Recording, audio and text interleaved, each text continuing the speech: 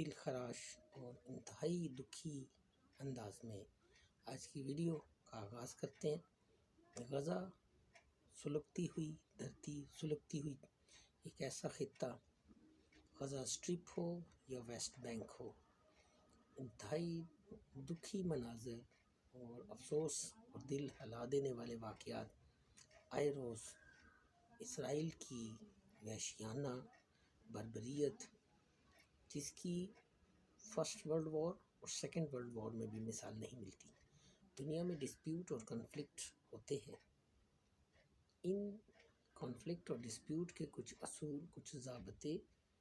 کچھ انٹرنیشنل لاس ہیں، ان کے اندر رہ کر تمام معاملات ہوتی ہیں اور آرمی ٹو آرمی ہی فائٹ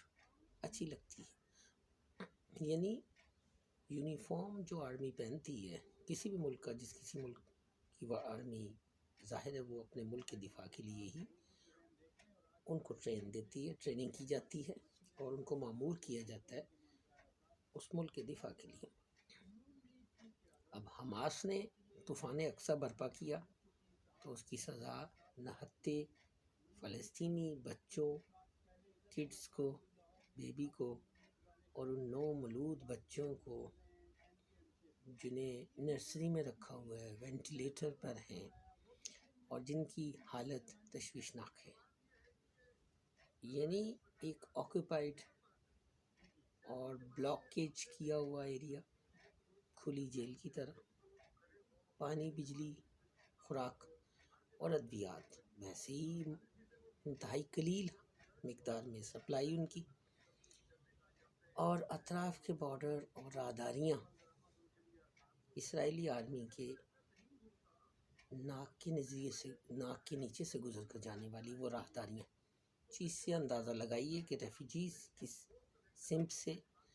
کس اطراف سے اپنے آپ کو پیدل، پیڈسٹرین، واک تھرو بچا کر اپنے آپ کو ایک ایسی جگہ چلے جائیں، ان کا کہنا ہے اسرائیلی آرمی کا۔ اب وقت بڑی تیزی سے نکلتا چلا جا رہا ہے، صورتحال انتہائی خراب سے خراب تر ہوتی چلی جا رہی ہے۔ ہر گھنٹے بعد، ہر 10 منٹ بعد ایک فلسطینی بچے کو شہید کیا جا رہا ہے۔ ہاسپٹلز کے اطراف پر، ان پناہ گاہوں کے اطراف پر بمباری کی جا رہی ہے، جس کی پورا انٹرنیشنل میڈیا، سوشل میڈیا یا سیٹلائٹ میڈیا تمام اس کی رپورٹنگ کر رہے ہیں۔ Everyone is putting their eyes toward Gaza and middle east. I think ایک چیز بڑی پریشان کن ہے، یہ واقعات اپنی جگہ پر تو ہو رہے ہیں اور OIC کا اجلاس بھی ہو گیا، اس میں اعلامیہ بھی جاری ہو گیا، اور اس کے بعد پوری دنیا کی عوام جو ہے وہ باشعور ہے، انسانیت کا درد رکھتے ہیں، مذہب سے قطع نظر ہو کر، اور انہوں نے اپنے تئیں جو درد دل رکھتے ہیں، ظاہر ہے اس کرۂ ارض پہ ہر کوئی ایک فیملی کی طرح ہی رہ رہا ہے، اور یہ کیسے ہو سکتا ہے کہ اس کو اپنی فیملی کا ایکسپیرینس نہ ہو،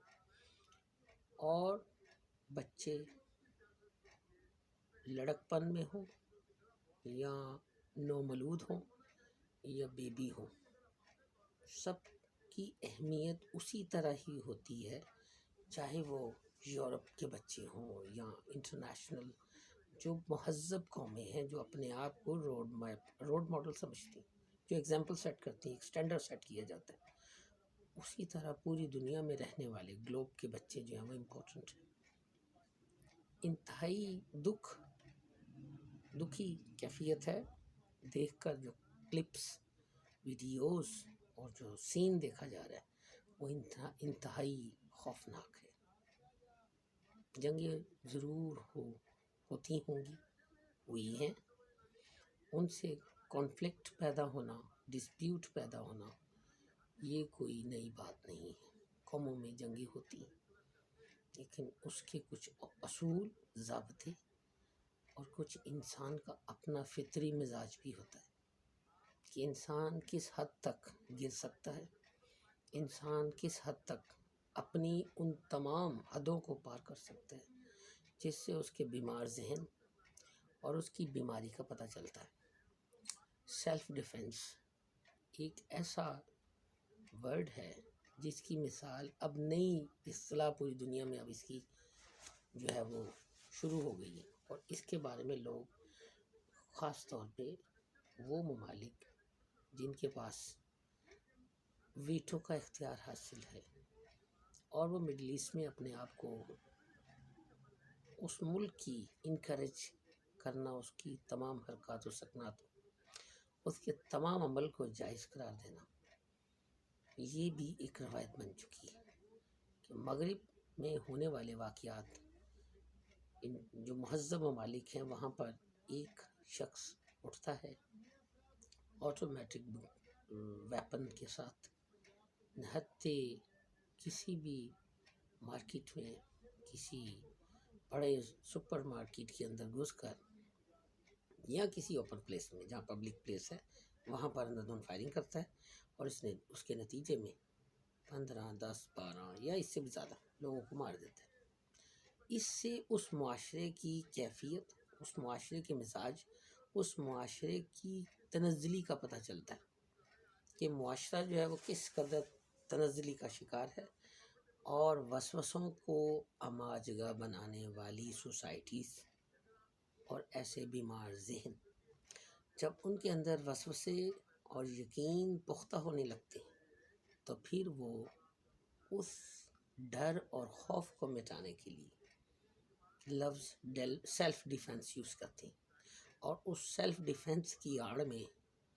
اپنے اندر کے انسان کو مطمئن کرنے کے لیے ان وسوسوں سے، ان وہم سے اور ان شیم فل جو ریئیکشن ان کے اندر آتا ہے، ان ایموشنز کو ختم کرنے کے لیے نہتے لوگوں کا خون بہاتے ہیں۔ کیا ان کا اس کرۂ ارض پہ رہنے کا جواز ہے؟ کیا وہ اپنے آپ کو ماڈریٹ، سیولائز یا ذہین یا عقل مند یا پیسفل کہہ سکتے ہیں؟ یہ سوالات چلتے رہیں گے، یہ باتیں ہوتی رہیں گی۔ وقت تیزی سے گزر رہا ہے، اور وقت اسرائیل کے ہاتھ سے تیزی سے نکل رہا ہے۔ فری پیلسٹائن، فری پیلسٹائن، دنیا کے ہر کونے میں، ہر قریے میں، ہر نگر میں، ہر سڑک پہ، ہر ایونیو میں، ہر بازار میں، ہر مکاتب فکر، ہر قوم، پوری کرۂ ارض کی جو گلوب ہے، ساری انسانیت کا درس دے رہی ہیں، اور وہ چیخ کر التجا کر رہی ہیں۔ کس سے؟ اسرائیل سے، اور اسرائیل کو انکریج کرنے والے ان ممالک سے سیز فائر کر دیں، راہداری دیں ان زخمیوں کو، ان مجبوروں کو، ان ڈسپلیس فلسطینیوں کو، اور ان پناہ گاہوں میں پناہ لینے والے فلسطینیوں کو فوری ایکسیس دی جائے وہاں پر ادویات دینے کے لیے۔ ہاسپٹل جو تقریباً 36 کے قریب ہیں جو غزہ اسٹرپ میں ہیں، اور وہ تقریباً ان میں سے آدھے جو ہیں وہ غیر فعال ہو گئے ہیں، ان کی ورکنگ ختم ہو گئی ہے، فیول جا نہیں رہا، ادویات لائف سیونگ مل نہیں رہی، جتنے بھی ان کے پاس اویلیبل ریسورسز تھے وہ اب بیکم ٹو اینڈنگ ناؤ ہو چکے ہیں، اور ہاسپٹلس کے اطراف پر بمباری کی جا رہی ہے، خوفناک بمباری کی جا رہی ہے، کوئی روک ٹوک نہیں ہے، کوئی روکنے والا نہیں ہے، کوئی سمجھانے والا نہیں ہے۔ پوری دنیا کی جو گورنمنٹ کی حد تک لوگ ہیں، جو ممالک اپنے آپ کو سیولائز اور پیسفل اسٹیٹ کا کارڈ استعمال کرتے ہیں، یا اپنے اوپر انہوں نے بورڈ لگائے ہوئے ہیں انسانی ہمدردی کے، انسانی ہیومن رائٹس کے، خاموش ہیں، اور ان کی خاموشی کی وجہ because of America, because of Israel.